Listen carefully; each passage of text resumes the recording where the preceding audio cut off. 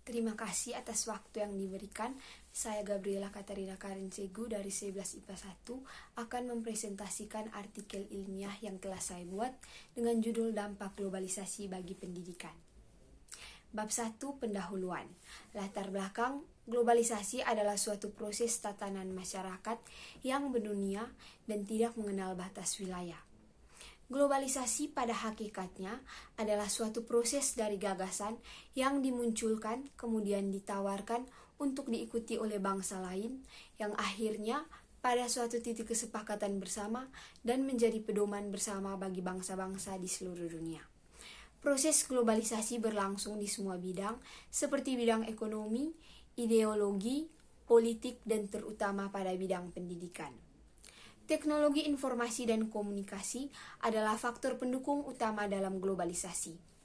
Dewasa ini, teknologi informasi dan komunikasi berkembang pesat dengan berbagai bentuk dan kepentingan dapat tersebar luas ke seluruh dunia.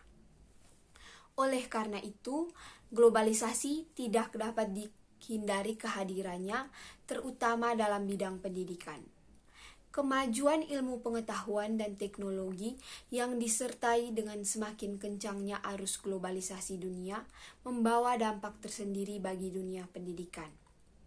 Banyak sekolah di Indonesia dalam beberapa tahun belakangan ini mulai melakukan globalisasi dalam sistem pendidikan internal sekolah.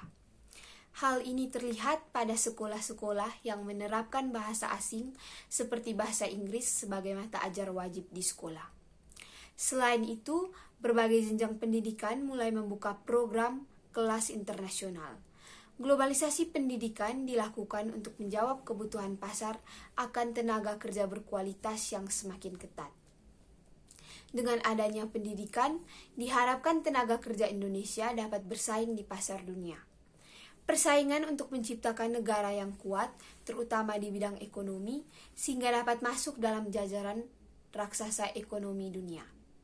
Tentu saja, ini sangat membutuhkan kombinasi antara kemampuan otak disertai dengan keterampilan daya cipta yang tinggi. Bab 2, Pembahasan. 2.1 Pengaruh globalisasi terhadap dunia pendidikan.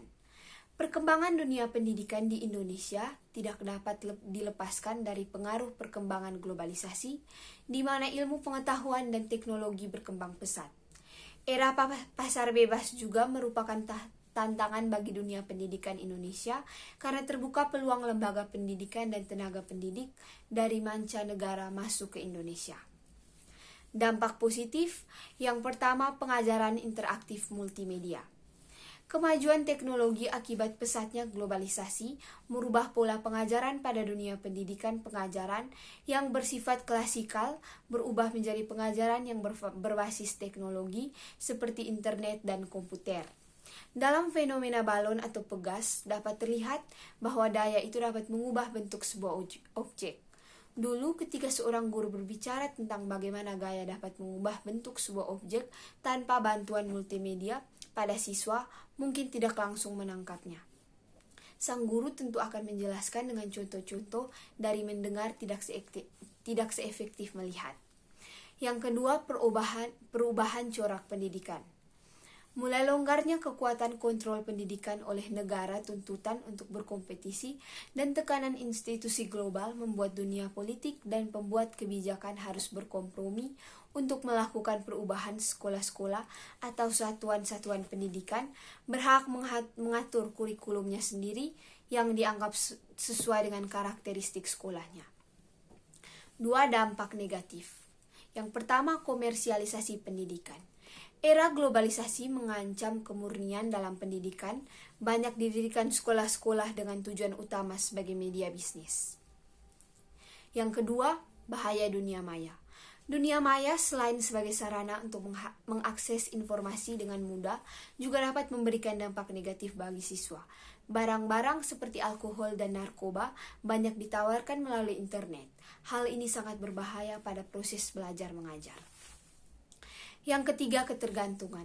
Mesin-mesin penggerak globalisasi seperti komputer dan internet dapat menyebabkan kecanduan pada diri siswa atau guru, sehingga guru ataupun siswa terkesan tidak bersemangat dalam proses belajar mengajar tanpa bantuan alat-alat tersebut.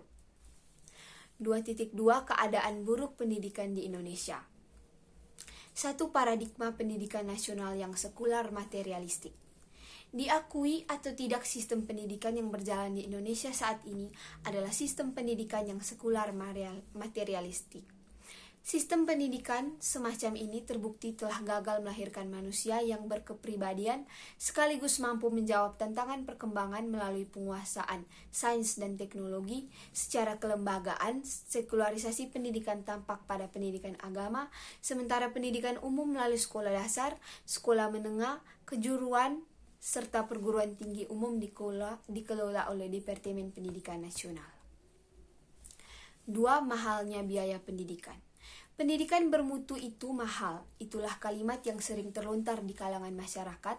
Mereka menganggap begitu mahalnya biaya untuk mengenyam pendidikan yang bermutu. 3. Kualitas SDM yang rendah. Akibat paradigma pendidikan nasional yang sekular materialistik, kualitas kepribadian anak didik di Indonesia semakin memprihatinkan. Dari sisi keahlian sangat jauh jika dibandingkan dengan negara lain. Jika dibandingkan dengan India, sebuah negara dengan segudang masalah, ternyata kualitas SDM Indonesia sangat jauh tertinggal. 2.3 Penyesuaian pendidikan di Indonesia di era globalisasi. Dari beberapa takaran dan ukuran dunia pendidikan, kita belum siap menghadapi globalisasi. Belum siap tidak berarti bangsa kita akan hanyut begitu saja dalam arus globalisasi tersebut. Kita harus menyadari bahwa Indonesia masih dalam masa transisi dan memiliki potensi yang sangat besar untuk memainkan peran dalam globalisasi, khususnya pada konteks regional. Inilah salah satu tantangan dunia pendidikan kita, yaitu menghasilkan SDM yang kompetitif dan tangguh. Ke dunia pendidikan kita menghadapi banyak kendala dan tantangan, namun dari uraian di atas kita optimis bahwa masih ada peluang. 2.4 Sikap pelajar dalam menghadapi dampak globalisasi di bidang pendidikan. Upaya dalam kearifan lokal bagi para siswa ialah dengan bersekolah di zaman yang sudah modern. Upaya dalam nilai-nilai Pancasila harus diterapkan karena dapat dihubungkan dengan sila kedua dan sila ketiga. Maksud dari sila kedua dan sila ketiga ini dapat diterapkan dalam kehidupan sehari-hari. Bab 3 penutup. 1. Kesimpulan, globalisasi adalah suatu proses tatanan masyarakat yang mendunia dan tidak mengenal batas wilayah. Globalisasi pada hakikatnya adalah suatu proses dari gagasan yang dimunculkan kemudian ditawarkan untuk diikuti oleh bangsa lain, yang akhirnya sampai pada suatu titik kesepakatan bersama dan menjadi pedoman bersama bagi bangsa-bangsa di seluruh dunia. 2. Saran. A. Masyarakat. Dampak agar para orang tua memperhatikan kepentingan anaknya dalam hal pendidikan sehingga pendidikan berjalan dengan lancar. Pemerintah harus menyelenggarakan dana yang cukup untuk keperluan pendidikan dan menambah beasiswa bagi guru untuk training. Sekian dan terima kasih.